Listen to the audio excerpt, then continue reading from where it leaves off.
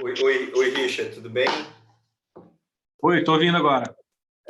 Então vamos começar então, tá? Vou só liberar o áudio e o vídeo do ministro. Débora, por favor, liga seu áudio e seu vídeo, por favor.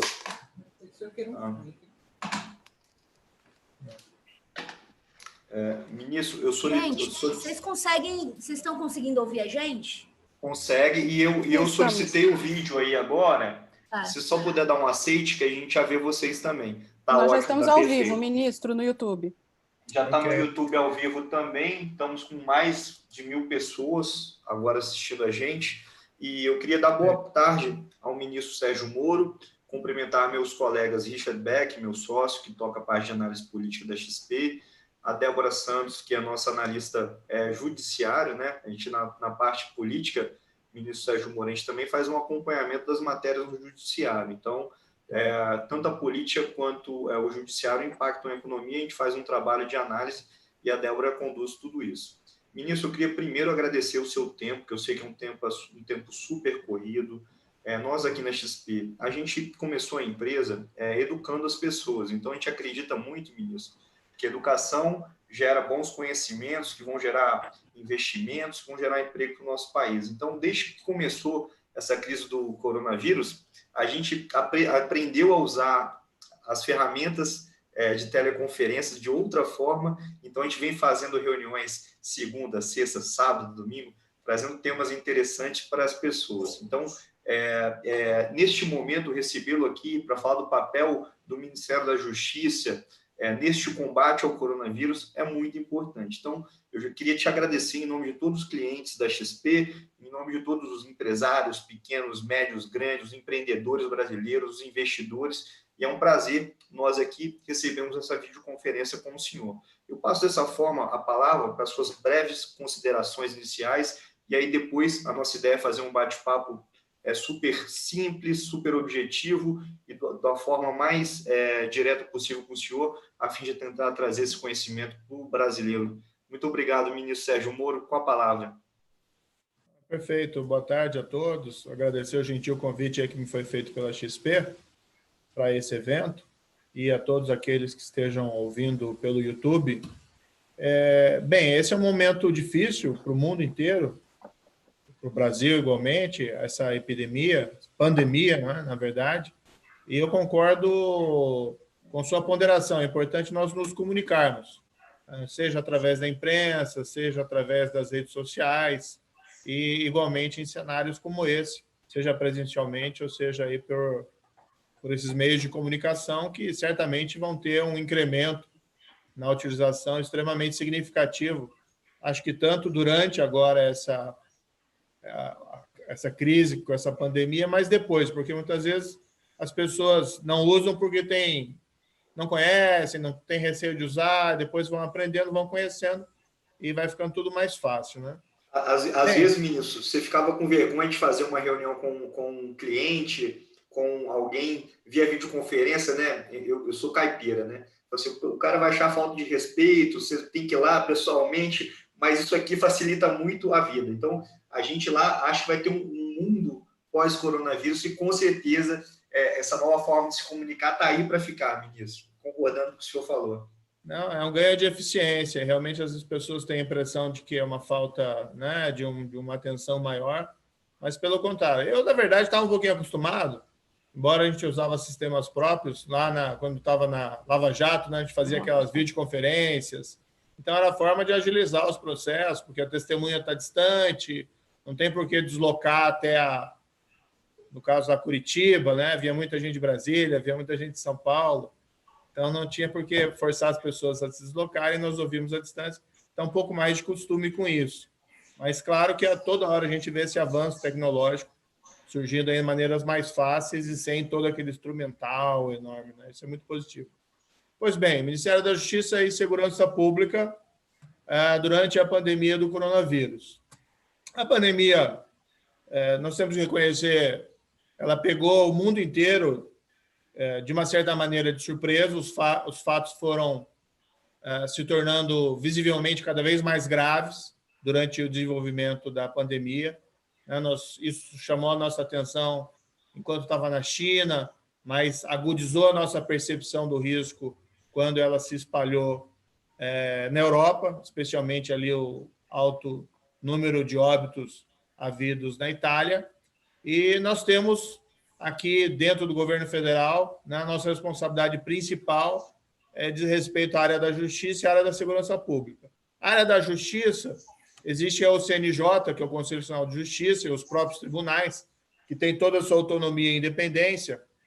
Então, nós dividimos essa participação com eles, né? Eles têm um papel também muito importante. Mas na área da segurança é extremamente também relevante. O que foi feito principalmente aqui por iniciativa muito do Ministério da Justiça e Segurança Pública? O fechamento das fronteiras, tanto aérea como terrestre. Nós começamos ali pela Venezuela, diante de uma percepção de que a Venezuela tem um sistema de saúde já colapsado, mesmo antes da crise, então haveria um grande risco de pessoas doentes daquele país tentassem migrar ao Brasil para receber o tratamento e, infelizmente, né, nós temos uma capacidade que nós também não podemos superestimar no momento para dizer que poderíamos atender confortavelmente estrangeiros. Então, foi iniciado por ali, depois nós fechamos todas as terrestres, fechamos as aéreas, inicialmente escolhendo ali determinados países que havia tido incidência de casos mais graves, mas também levamos em conta outros fatores. Fizemos isso também com os portos. E toda a área de segurança nós estamos trabalhando, né, desde então, a questão das estradas, uma preocupação sempre com as rodovias federais, né? A Polícia Rodoviária Federal trazia muito para mim essas questões. Olha, alguns estados estão bloqueando o deslocamento pela rodovia federal, né? Vetando o transporte interestadual. Nós até compreendíamos esse tipo de medida tomada por alguns estados, mas às vezes isso gerava uma série de problemas, às vezes limitação até de cargas, às vezes até questão de pessoas que estavam tentando, por exemplo, passar por aquele estado, mas o destino era outro, e a gente tentava encontrar alguma solução, alguma uniformidade nesse tratamento. E nós temos aqui toda essa atenção para o cenário da segurança pública, né? Há um temor de que hajam distúrbios sociais, né? Por problemas de abastecimento, problemas de falta de acesso à renda. Me parece que esse problema está sendo equacionado muito bem pela economia, que está providenciando aí os mecanismos para evitar que as pessoas fiquem sem renda ou sem salário. E, de todo modo, esse é um temor até o momento abstrato, né? Não existe nenhuma sinalização concreta que vamos entrar num cenário de sublevação social. Eu creio que não. Ao contrário, eu acho que esse momento de crise favorece o nosso sentimento de união e solidariedade. Mas é uma possibilidade que nós temos que ficar atentos, tá?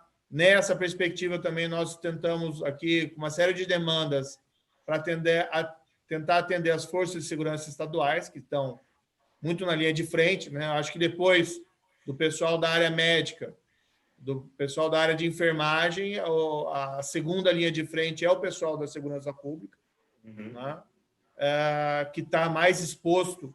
É um serviço essencial que eles não podem simplesmente ficar em casa, eles têm que continuar atendendo a população.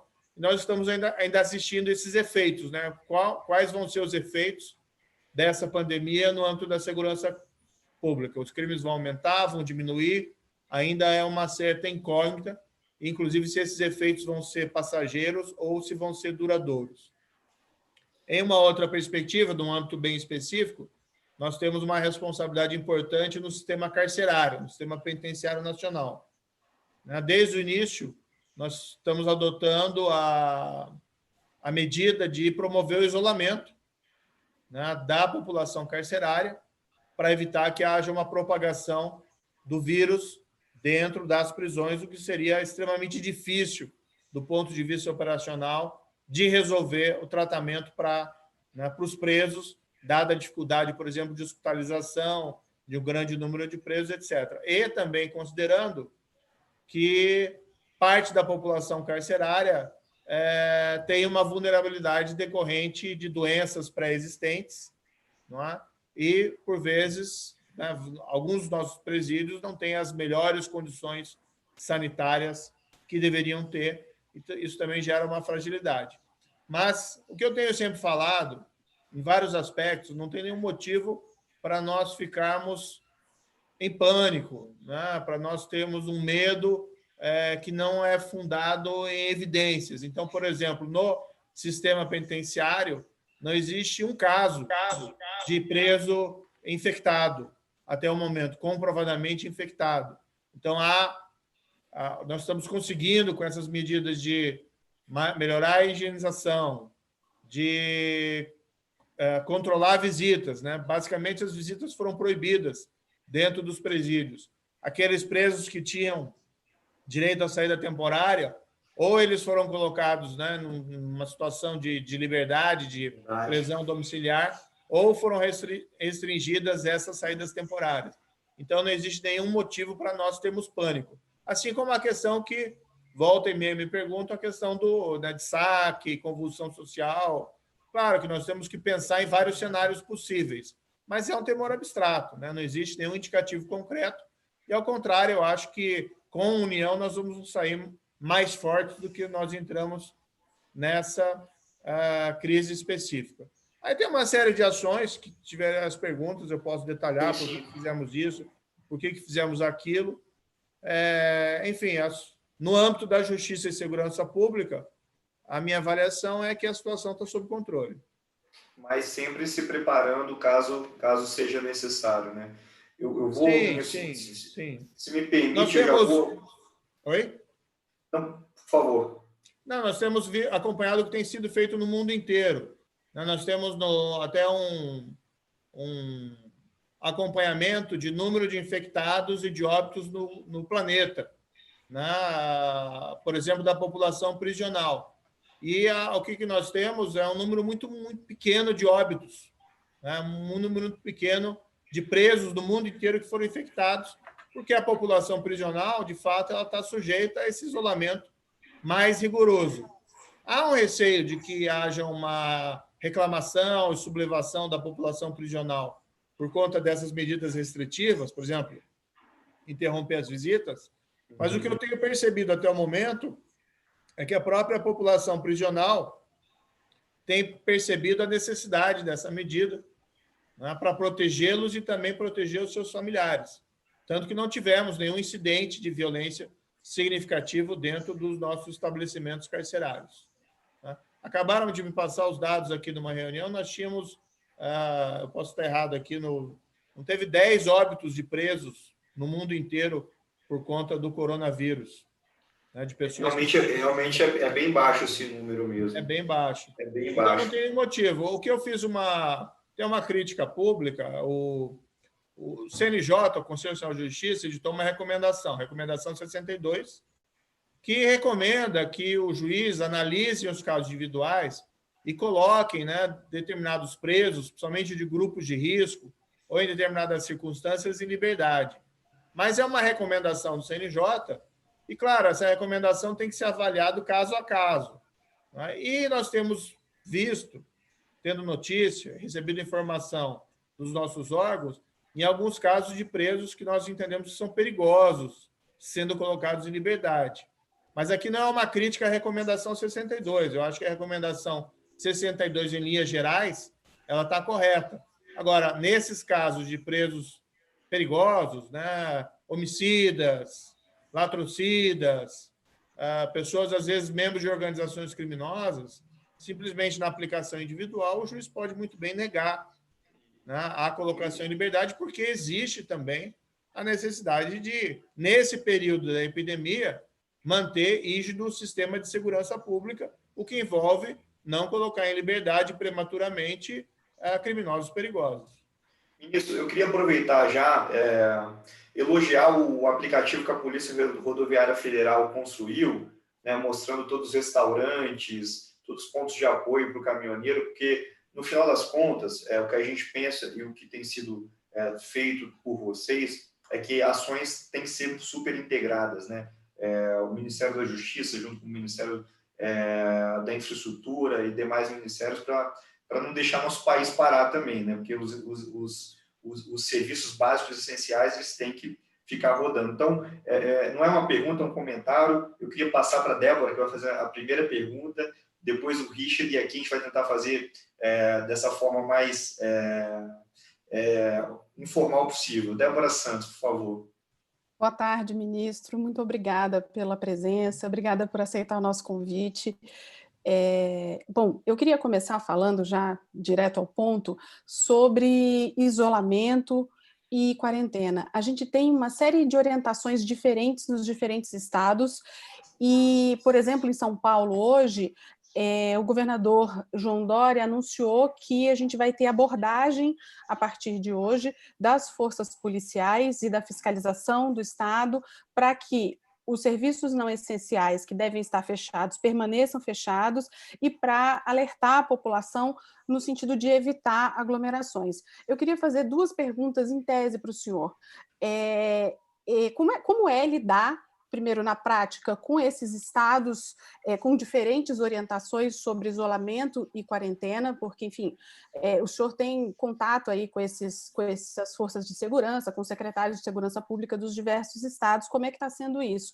E, segundo, esse uso, em tese, esse uso da força policial para ajudar a orientar o cidadão a ficar em casa, orientar o empresário a manter de forma segura as atividades que podem ser mantidas e evitar as atividades que não são necessárias nesse momento. Como é que o senhor avalia essa questão de colocar a polícia na rua para ajudar nessa orientação e essas diferentes orientações que a gente tem no país?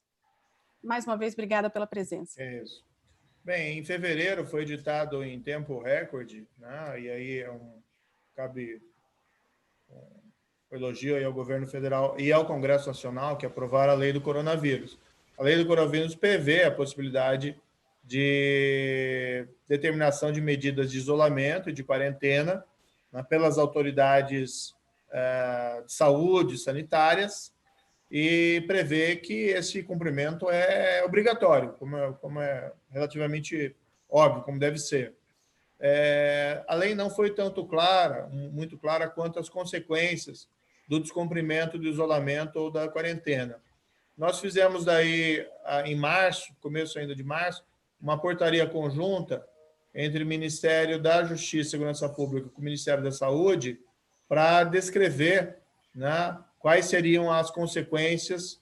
A pessoa foi determinada ela isolamento, porque foi identificado que ela foi infectada, ou foi determinado ela quarentena porque ela é suspeita de infecção, ou essas medidas um pouco mais gerais, diárias, e proibições, etc., etc. O que acontece quando ela descumpre. O que nós conseguimos nessa portaria foi que, primeiro, a polícia pode impor coercitivamente essas medidas. Então, não precisa, eu até vi no noticiário de a polícia pedindo decisão judicial.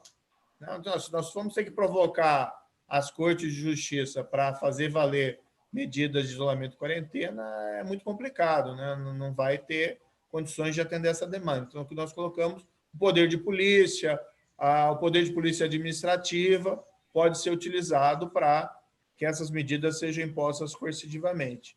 Quando o senhor fala em coercitivamente, o senhor está falando da polícia orientar a população e debelar as aglomerações. Eu acho que o mais apropriado é o diálogo, né? E tratar da importância e tal. Mas, em última análise, pode ter coercitivamente é cumprir a força. Então, pegar um indivíduo que deveria estar, por exemplo, no hospital ou em casa porque está infectado e levá-lo até a sua residência e determinar que ele fique lá. Em tese, você tem o descumprimento, você pode estar incorrendo num crime do Código Penal, do artigo 268 do Código Penal, ou ainda do artigo 330, que é o crime de desobediência. 268 é desobedecer medida de isolamento sanitário. No fundo, não são coisas tão novas. Nós tivemos muita discussão disso, historicamente, no Brasil, ainda durante a República Velha, naquela famosa revolta da vacina. Né? Havia oposição de parte da população, às vezes até por uma questão de ignorância e tal, não cabe aqui julgar, a gente não conhece o contexto da época, quanto à vacinação compulsória, né? Na época acho que era varíola, cólera, não lembro muito bem aqui esse detalhe. Mas, enfim, essas medidas sanitárias podem ser impostas à força. Agora, o mais importante é a comunicação, o diálogo, né? Eu acredito, sinceramente, que a grande maioria da população vai seguir as regras que forem determinadas, né? Seja nacionalmente, seja nos estados. Os estados estão decretando isso considerando a sua autonomia e as pessoas, em princípio, têm que compreender a necessidade de muitas dessas medidas. Agora, tem que ponderar, é muito importante que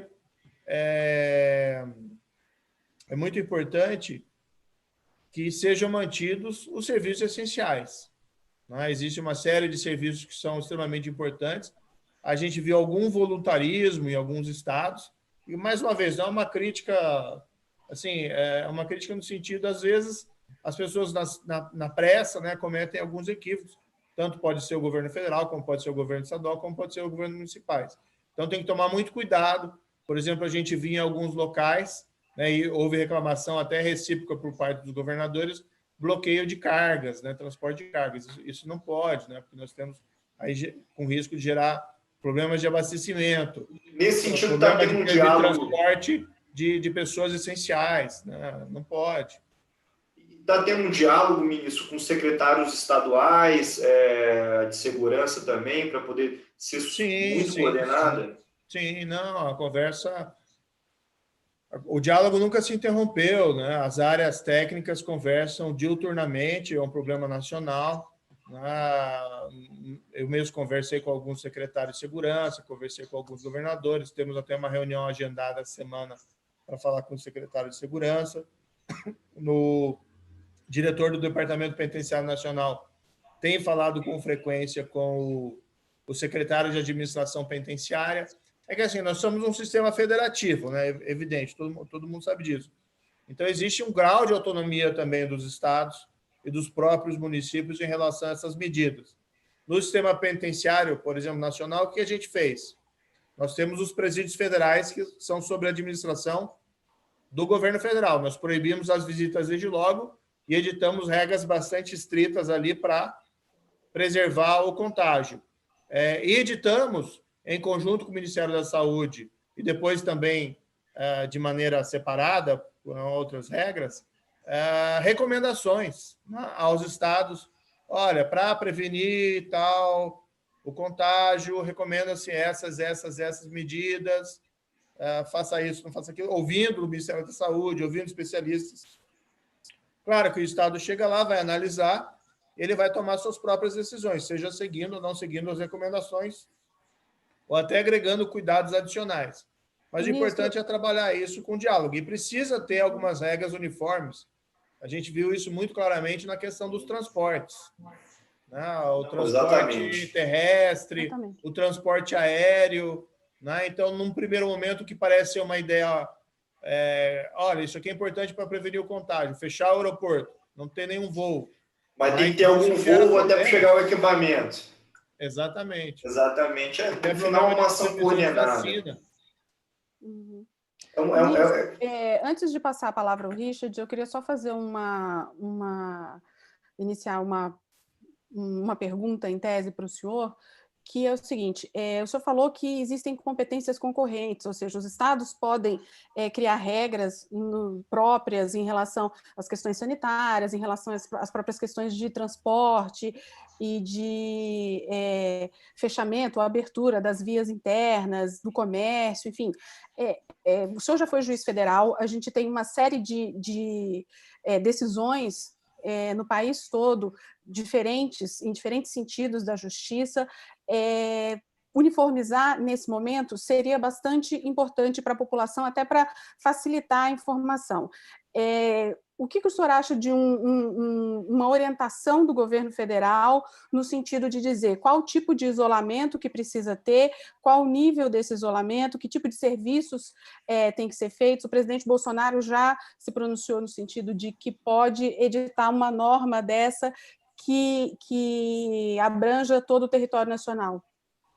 Em certa medida, isso tem sido feito. Por exemplo, quando foi alterada a lei do coronavírus, incluir que não poderia ter óbice a serviços essenciais, e depois saiu um decreto presidencial indicando vários serviços essenciais, foi uma tentativa de buscar alguma uniformidade, né?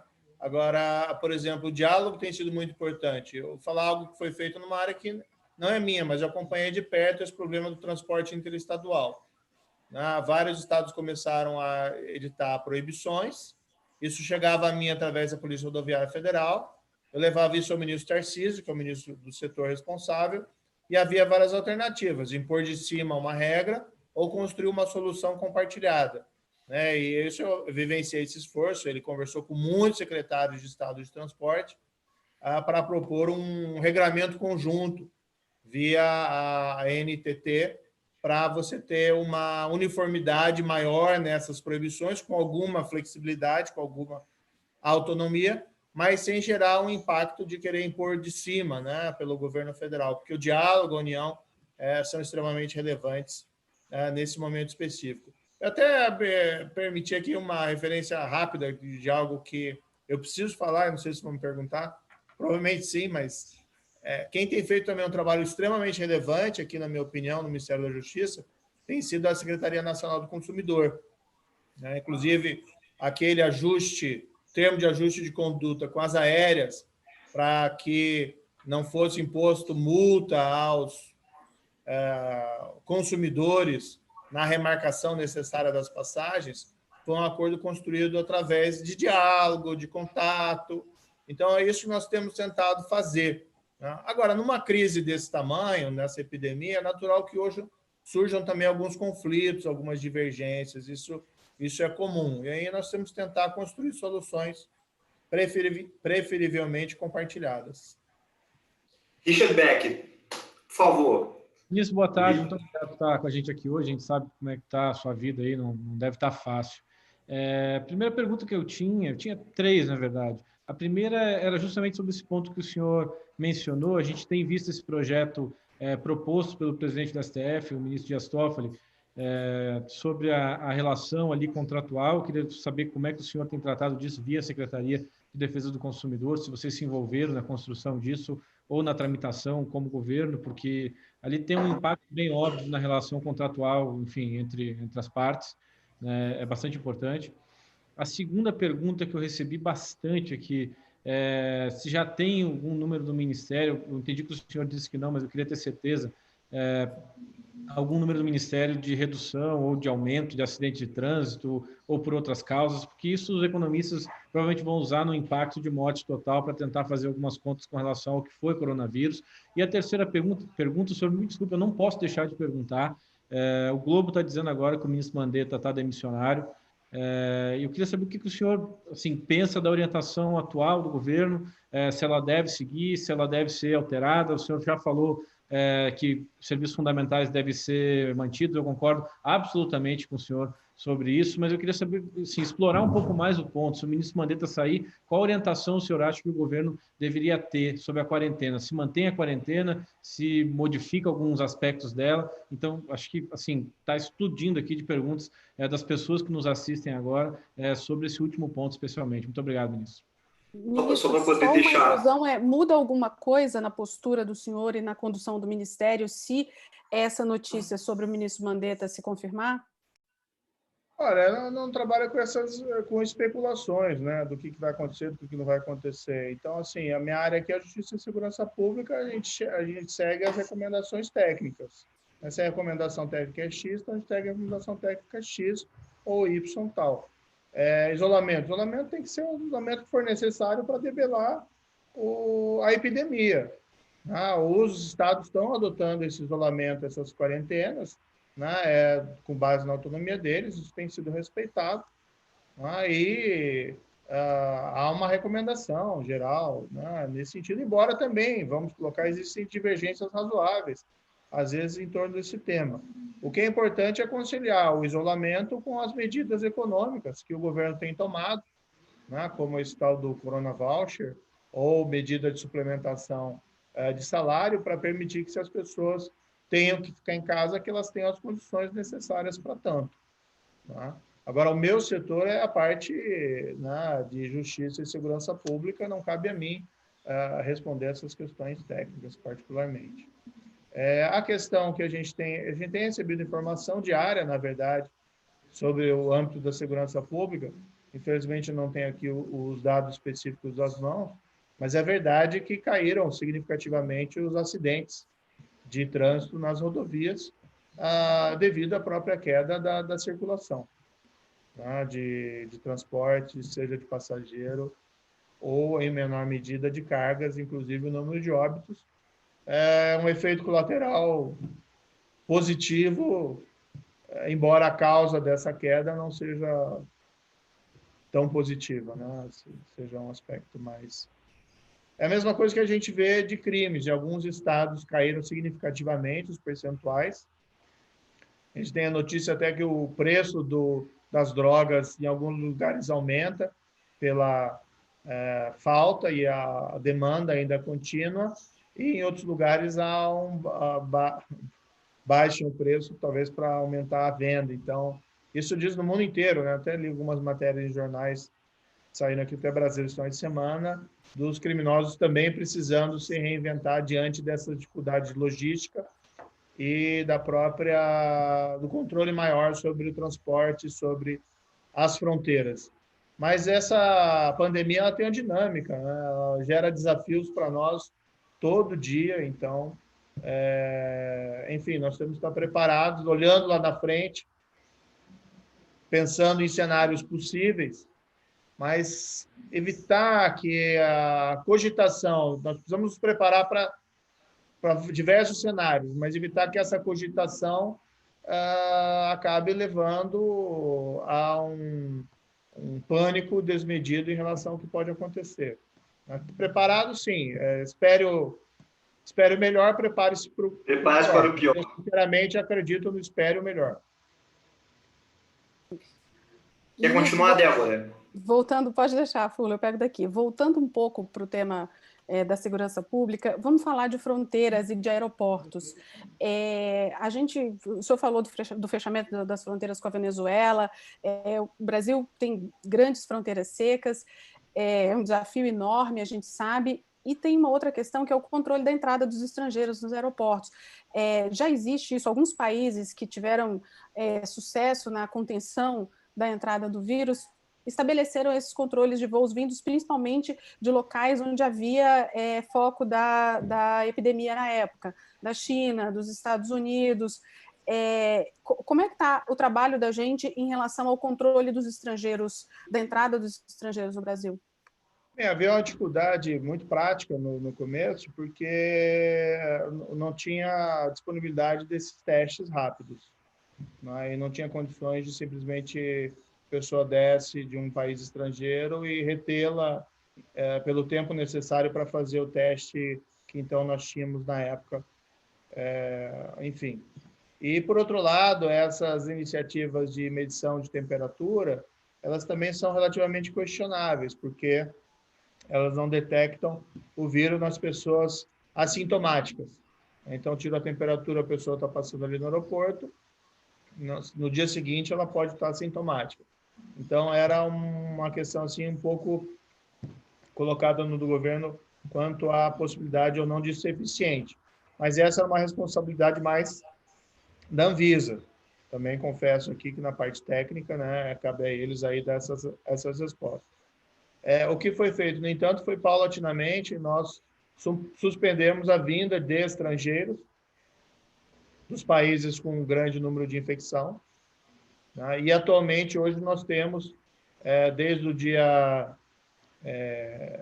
tem aqui a data específica, mas desde a semana do dia 20, nós temos a proibição total da vinda de estrangeiros via aérea pelo Brasil, salvo algumas exceções de estrangeiro com filho brasileiro, em caso de reunião familiar, ou estrangeiro cuja vinda interesse o Brasil por algum motivo de interesse público, por exemplo, às vezes até um especialista em pandemias. E aí nós temos feito autorizações pontuais, muitas vezes. Então, o problema hoje não está colocado. Evidentemente, lá adiante, em um momento que quem vai poder definir, a meu ver, apenas a evolução da pandemia, deve haver um relaxamento desse controle, né? Se houver, evidentemente, um controle da própria pandemia. E aí vão ter que ser analisados outros cenários, que saem que nós tenhamos uma disponibilidade que não tínhamos, né, desses testes rápidos para utilizar nessas circunstâncias. Foi 27. Fechou tudo. Richard, você quer fazer mais uma pergunta? Richard quer continuar? Senão eu vou continuar aqui. Tem uma aqui, ministro, acho que assim, o pessoal deve estar querendo uma resposta um pouco mais específica sobre a questão da relação governo federal e estados na profusão de decretos que a gente tem. O senhor mencionou a parte de cargas, que é bem importante, mas assim, acho que as pessoas estão tentando entender se tem algum tipo de hierarquização, se o governo federal amanhã resolver que o comércio tem que abrir, por exemplo. Como é que operacionaliza isso? Se o governo federal pode impor isso ao comércio, aos estados? Acho que não ficou claro, porque eu recebi algumas perguntas agora sobre isso. Existe uma concorrência em matéria legislativa e, no fundo, essa é uma situação sem precedentes, né?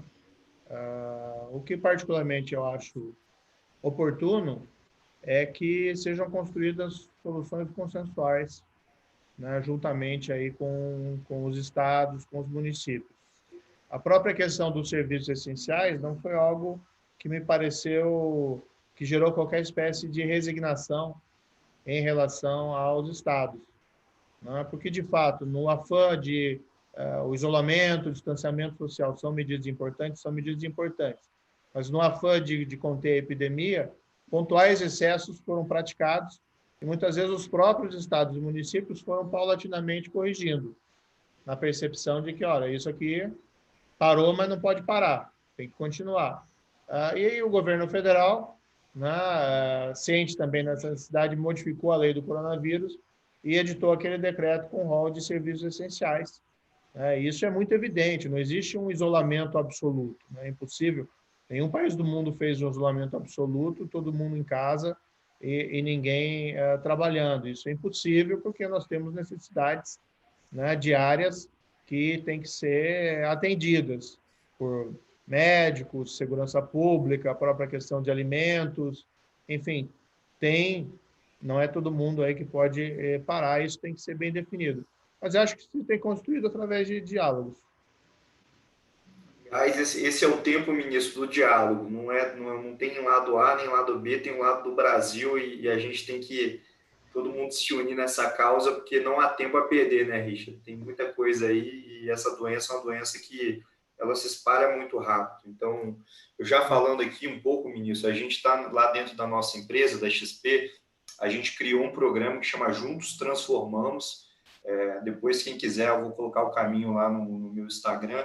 A gente está destinando 25 milhões de reais para compra de alimentação, né? Então, de algumas formas, desde de creditar direto na conta de pessoas que são necessitadas pelo mapeamento que a gente fez, até a compra de cestas básicas, porque nesse momento que as pessoas têm que ficar em casa, muitas pessoas precisam, inclusive, comer. E a gente destinou mais 6 milhões de reais para compra de equipamentos. Então, nessa campanha, a meta é criar essa corrente do bem e conseguir mais dinheiro para poder, nesse momento, todo mundo estar junto e ajudar nosso país. O povo brasileiro é muito criativo e a necessidade ela também favorece, né, a adoção de soluções dessa espécie. O que a gente tem visto, por exemplo, aqui mesmo no Ministério da Justiça e Segurança Pública, nós destinamos valores anualmente para os estados, né, para aplicar em área penitenciária e segurança pública. Então, no final do ano passado, nós encaminhamos pelos fundos, Fundo Nacional Penitenciário e o Fundo Nacional de Segurança Pública, centenas de milhões de reais para os estados para aplicarem nas necessidades dessas áreas, né? Antes que os estados tivessem tido condições de gastar esses valores, nós editamos normativos, olha, podem utilizar isso para o combate à epidemia, né? Preferivelmente de alguma forma relacionada também à necessidade de segurança pública. Porque para liberar o dinheiro no passado, eles tinham que ter uma série de programação em alguns planos. Agora, diante desse cenário excepcional, nós flexibilizamos a utilização desses valores.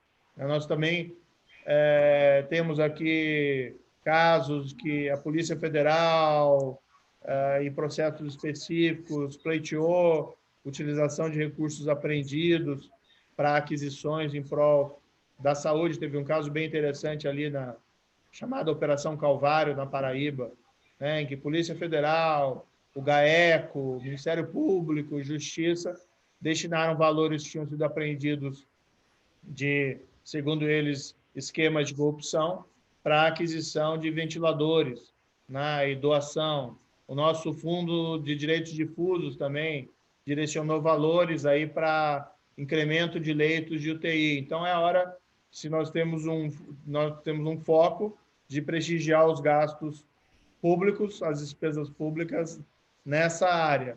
E é evidente que essas iniciativas de solidariedade do setor privado são igualmente bem-vindas, né? Esse é um momento de união, a crise é o momento da união. E, no fundo, nós temos a União Federal, né? A União Federal é isso, estados, municípios, o governo federal, os poderes, né? Todos nós juntos aí trabalhando, e não sozinhos, mas com a sociedade, com o setor privado, para resolver o problema das pessoas. Porque a crise chegou para todo mundo, Exato, o mundo inteiro, Ministro, em maior ou menor medida, e ela vai ter um começo, vai ter um meio, vai ter um fim, né? E nós vamos ter que superar essas questões e vamos superar, né? Ministro, a gente tem uma pergunta aqui que chegou em relação ao orçamento. Todo esse dinheiro está sendo revertido agora para o combate e para fazer o enfrentamento das situações trazidas pelo coronavírus. Esse dinheiro não vai faltar ali na frente, porque esse dinheiro estava previsto, como o senhor acabou de falar, para alguns projetos de segurança pública. Como é que vocês estão se preparando para uma eventual questão? A gente vai ter um déficit orçamentário, a economia fala isso com muita clareza. Como é que vocês estão se preparando ali na frente para pós-crise, em que o isolamento vai começar a ser reaberto, as pessoas vão começar a andar na rua, a criminalidade, enfim, vai voltar a subir, os acidentes, e essas respostas do sistema de segurança pública vão precisar voltar a ser a mesma, só que com um caixa diferente. Bem, a primeira preocupação foi atender às necessidades imediatas, né? Nós vimos, permito dizer, num ciclo virtuoso na área da segurança pública, né? Houve uma queda expressiva dos principais indicadores criminais no ano passado, ilustrada pela uma queda de... Nós não temos os dados oficiais ainda até dezembro, temos até novembro, mas 21% do número de assassinatos no país. Isso nunca aconteceu antes, é certo, né? Em 2018 já tinha havido uma queda, mas em percentual que não chega próximo a esse de 21%. Isso era decorrente de um esforço dos estados, dos municípios e do governo federal contra a criminalidade, pelo menos na minha opinião, embora tenha causas complexas aí de quanto aumento ou diminuição da criminalidade. Mas um dado alvissareiro, né? Nós passamos aí mais de uma década que os indicadores criminais só subiam e caíram expressivamente aí em 2019. O objetivo vai ser retomar essas metas, né? Agora elas foram cortadas, até porque nós não podemos tirar dessa crise um indicador seguro, se, ainda que caiam os crimes, se isso vai ser uma tendência, ou se eles subirem agora, se isso vai ser depois uma tendência. Então, nós estamos num momento excepcional e temos que trabalhar com essa excepcionalidade. E lá adiante, esses orçamentos, esses valores que foram gastos, nós vamos ter que analisar, e aí esse setor é mais próprio aí do ministro Paulo Guedes, das possibilidades de recomposição. Mas eu não tenho vergonha de pedir dinheiro para o ministro Paulo Guedes, não. O não ele sempre já tem, né? Então tem que tentar. Não, o papel do ministro da Economia às vezes é dizer não. Nessa crise é dizer sim. Claro que isso significa também que os gastos têm que ser muito bem focalizados para que não haja Exato. Acho que desperdício. o Mas mercado essa está é a área olhando. dele, realmente, né? O mercado está olhando, ministro, assim, o gasto para os próximos anos, né? E sabe que esse ano vai ter que ter esse gasto extra. O grande ponto da questão, a grande preocupação é que esse gasto não se perpetue, né? Vou te dar um exemplo. Em 2009, foi criado o PSI, né, o Programa de Incentivo à Indústria. Ele era um programa de 40 bilhões, né? Ao longo de 2009, 10, 11, 12, esse programa chegou a 400 bilhões de reais. Então, estou dando números grandes, tá? Então, a grande preocupação é que isso seja uma ajuda focada para esse ano, porque todo mundo está fazendo, é importante não deixar essa bicicleta cair, porque depois para levantar é quase impossível, né? Então, não me atreveria a dar opiniões na área da economia, mas acho que isso tem sido bem conduzido pelo ministro Paulo Guedes e tem sido o discurso dele, são despesas extraordinárias. Claro que depois tem necessidade de equacionar o orçamento, mas nós também temos que verificar como fazer isso, porque existem despesas que são necessárias. A própria questão da economia, a gente tem um custo Brasil muito significativo em decorrência dos elevados indicadores de violência e de insegurança. A gente sempre cita a própria questão do turismo, né? O Brasil com tantas paisagens naturais belíssimas e muitas vezes afugentam turistas esses níveis de violência. Então, combater a violência, combater a criminalidade, combater a corrupção, né? O que nós vimos no passado aí de desperdício de investimentos públicos com catedrais no deserto, o que se perdeu com isso e o que poderia ter sido feito. Então, existem também investimentos, despesas que valem a pena porque são compensadoras, seja no curto, seja no médio, seja no longo prazo.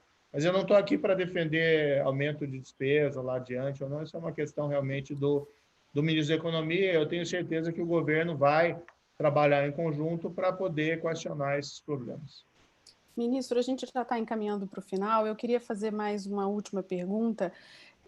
Bom, o senhor falou, me deu aí a senha, a palavra-chave, corrupção, e nesses tempos em que se gasta com emergência, se afastam os controles para que se dê respostas necessariamente urgentes à pandemia e às necessidades das pessoas, é preciso ficar também vigilante em relação a como esse dinheiro está sendo gasto, a questão do combate, não descansar nesse combate à corrupção nesse momento.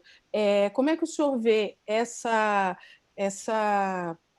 vertente de olhar, atender as pessoas quando precisam ser atendidas, mas principalmente olhar depois e revisar e evitar que, enfim, esse dinheiro seja malversado de alguma forma? Bem, eu acho que nós temos um legado dos últimos anos que o Brasil ele cresceu bastante no combate à corrupção, especialmente aí após o caso do Mensalão, mas também a própria Lava Jato. Nós tínhamos um cenário de impunidade quase completa da grande corrupção e esse cenário foi alterado. Isso, a meu ver, ao contrário de que fazem algumas análises, na minha opinião, rasteiras, isso contribui para a eficiência da economia, já que gera uma alocação de recursos melhor do que num cenário de ampliada corrupção. E, por outro lado, é uma situação moralmente intolerável, traz o país para baixo, aqueles todos os desvios. Então, isso nada mudou, né? Nada mudou nesse cenário. Nós temos, inclusive, que trabalhar para que esse sistema melhore. Retomada aí a normalidade, né, das atividades institucionais, existem pautas importantes no Congresso, por exemplo, a questão da execução da condenação em segunda instância via emenda constitucional, via projeto de lei. Então, tudo isso tem que ser retomado, né? Tudo isso é importante, até porque para que nós possamos enfrentar com eficácia esse tipo de problema. Então, o Estado brasileiro, né, o governo, e aqui não é o governo federal, o governo municipal, o governo estadual, todos os governos gerais aqui no Brasil, nós temos graves problemas de eficiência do Estado. Né? O Estado, você pode concordar que ele faça ação X ou faça ação Y. Às vezes tem divergências naturais dentro de um regime democrático, se Y é melhor que Z ou Z é melhor que Y. Isso é natural. Claro que existem alguns pontos consensuais. mas aquilo que o Estado decide fazer tem que ser eficiente. E isso envolve não só a questão de gestão econômica e institucional, burocracia, mas exige também esses controles quanto a comportamentos desviantes. Então, todos nós aí temos uma missão, e acho que isso é muito presente aqui, a ideia no governo federal, de que uma das buscas incessantes é pela maior eficiência da gestão governamental, que exige tanto aplicação eficiente dos recursos, mas também o controle desses recursos, a posteriori ou durante. Então, esses objetivos não são esvaziados pela epidemia, pelo contrário, eu acho que eles se tornam cada vez mais necessários. Isso. Eu queria aproveitar que a gente está chegando no horário combinado com o senhor tem uma reunião a posterior, pedir para o Richard dar uma palavra, a Débora também, depois eu vou fazer o fechamento e passar para o senhor. Richard, por favor. Da nossa parte, assim, eu gostaria de agradecer num dia difícil de trabalho, o senhor tirar um tempo para esclarecer aqui as nossas dúvidas, desejar um bom trabalho, né? Todos nós dependemos aí do trabalho que o senhor, enfim, for desenvolver, que o governo federal for desenvolver e colocar a gente sempre à disposição aqui nesse papel que a XP Investimentos recebeu até de parte da sociedade, dos clientes, de fazer essa ligação entre pessoas importantes do país, pessoas que aí de governos, empresas, enfim, com a sociedade. E a gente atuar com esse papel de ligação sempre para o senhor julgar necessário e, por favor, nos atenda quando a gente bater aí também, porque é muito importante para os dois lados essa relação, tanto para a população entender o que os tomadores de decisão estão fazendo, quanto para os tomadores de decisão entender como é o clima na população. E, de novo, eu lhe agradeço pela disponibilidade na segunda-feira difícil em Brasília. É um prazer. É sempre importante se comunicar, né? E setor público e setor privado, acho que todos estamos, de certa maneira, no mesmo barco, no mesmo país, né? Na mesma preocupação com as pessoas, com a saúde das pessoas, depois com o emprego, com a renda, mas principalmente com a questão da saúde. E tem uma série de medidas, a gente está sempre pronto aí para esclarecer. Tem muita coisa que poderia falar aqui, vacinação de presos, vacinação do pessoal da segurança pública, testes rápidos para a segurança pública, o que está se tentando construir e tal. São muitas medidas em andamento. No foco, normalmente, nessa crise, sobre saúde e economia, acho que isso é absolutamente natural, mas a Justiça e Segurança Pública também tem um papel importante aí a desempenhar. Mas a gente está sempre à disposição, seja para falar com a XP, seja para falar com o setor privado em geral. Débora, ministro, eu queria agradecer ao senhor, ministro, imensamente por separar um tempo na sua agenda para conversar com a gente, por nos atender para tirar as nossas dúvidas e por olhar e falar francamente com o mercado, com as empresas, nesse momento tão difícil, de tanta incerteza para quem gera emprego e para quem toca a economia no país. No encerramento que o Furla vai deixar o senhor fazer daqui a pouquinho, eu queria muito que o senhor passasse uma palavra, uma mensagem para o empresário brasileiro nesse momento de instabilidade, tanto na área econômica quanto na área sanitária, de preocupação com a saúde das pessoas, das famílias, e também uma instabilidade política que a gente vem tendo contato com ela da semana passada para cá. O senhor, como integrante do governo, enfim, toca e comanda uma pasta altamente técnica, tem feito um excelente trabalho, mas também está nesse meio político, então eu queria que o senhor passasse essa mensagem para os empresários, enfim, Eu vou Pode falar, Furla. Vou pegar o seu gancho, Débora, para poder fazer o agradecimento e passar para a sua consideração final, ministro. Agradecer o Richard, principalmente agradecer a Débora, que é uma pessoa que vem desempenhando um trabalho com maestria dentro da XP, e dizer, ministro, que assim, a gente está num momento que o empresariado tem que se unir, o governo tem que se unir, o cidadão tem que se unir, todo mundo tem que adotar um brasileiro, tem que adotar um fornecedor, tem que adotar um amigo que sempre foi prestador de serviço. É um momento que, assim, desde daquele taxista que é de confiança, que às vezes está precisando você ir lá ajudar, é um momento de ajudar.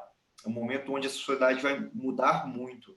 A gente lá na nossa empresa, a gente tem dedicado bom tempo dos sócios da XP para essa questão do social. Esse é um momento que todo mundo tem que botar a mão no bolso e fazer o que é possível para a gente sair junto dessa, todo mundo, sociedade civil, governo e todos. Então, o senhor, uma pessoa muito técnica e também uma liderança, indubitavelmente uma grande liderança política do Brasil, no papel que está hoje. Então, a gente faz 2 pedidos aqui. Um, para os brasileiros, junte-se a gente tem esse programa do Juntos, está lá no site da XP, eu vou colocar aqui no meu Instagram para vocês, doem, coloquem a mão no bolso, é hora de todo mundo ajudar, e pode fazer coisa na sua localidade, pode fazer coisa no seu bairro, mas façam o que está ao seu alcance. E o segundo, Misso, aí vai um pedido para você, enquanto pessoa técnica e liderança também,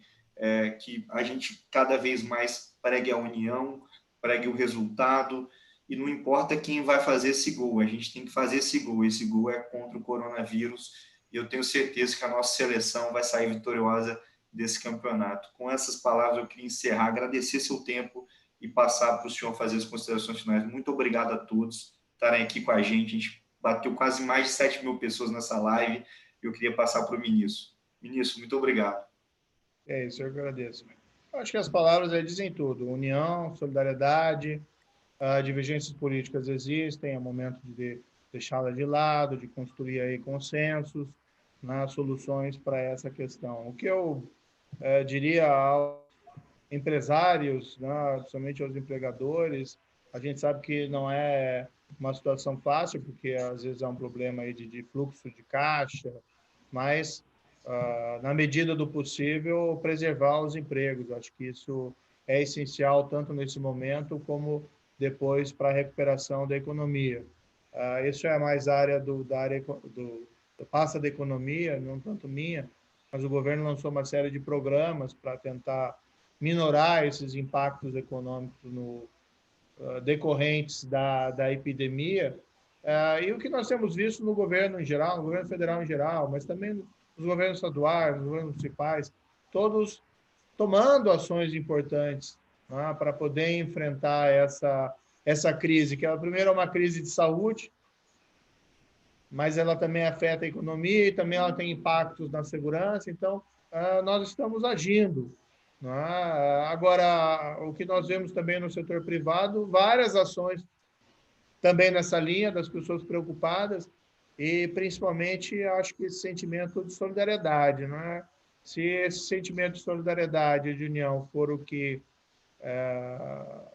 for o mais importante, for o que vai prevalecer, eu tenho certeza que nós vamos sair um país mais forte. E eu não tenho nenhuma razão para não acreditar que é isso, de fato, que vai acontecer no final dessa história.